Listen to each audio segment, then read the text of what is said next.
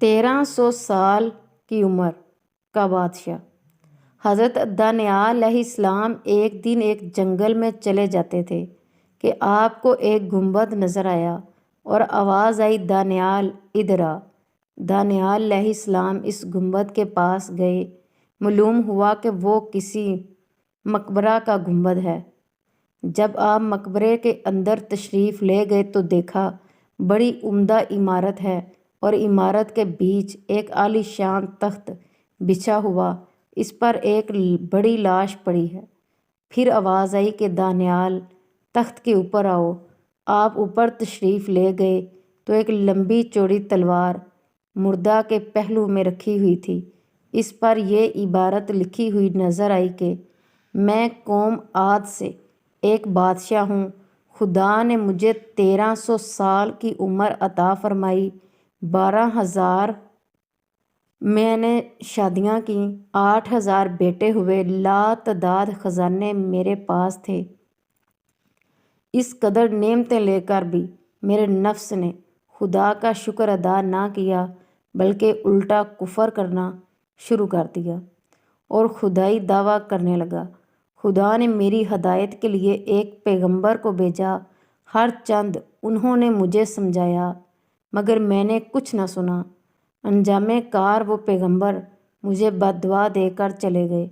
حق تعالیٰ نے مجھ پر اور میرے ملک پر قحط مسلط کر دیا۔ جب میرے ملک میں کچھ پیدا نہ ہوا تب میں نے دوسرے ملکوں میں حکم بھیجا کہ ہر قسم کا غلہ اور میوہ میرے ملک میں بھیجا جائے۔ میرے حکم پر ہر قسم کا غلہ اور میوہ میرے ملک میں آنے لگا، لیکن جس وقت وہ غلہ یا میوہ میرے شہر کی حدود میں داخل ہوتا وہ مٹی بن جاتا اور ساری محنت بیکار ہو جاتی اور کوئی دانہ مجھے نصیب نہ ہوتا۔ اسی طرح 7 دن گزر گئے، میرے قلعہ سے سارے حالی موالی، سارے بیویاں بچے سب بھاگ گئے۔ میں نے تنہا قلعہ میں رہ گیا، سوائے فاقہ کہ میری کوئی غذا نہ تھی۔ ایک دن میں انتہائی مجبور ہو کر فاقہ کی تکلیف میں قلعہ کے دروازے پر آیا۔ وہاں مجھے ایک شخص نظر آیا جس کے ہاتھ میں غلہ کے کچھ دانے تھے جن کو وہ کھاتا چلا جاتا تھا۔ میں نے اس جانے والے سے کہا، ایک بڑا برتن بھرا ہوا موتیوں کا مجھ سے لے لے اور یہ اناج کے دانے مجھے دے دے، مگر اس نے نہ سنا اور جلدی سے ان دانوں کو کھا کر میرے سامنے سے چلا گیا۔ انجام یہ ہوا کہ اس فاقہ کی تکلیف سے میں مر گیا۔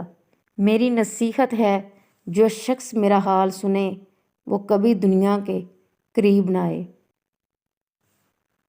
Please like and subscribe my channel.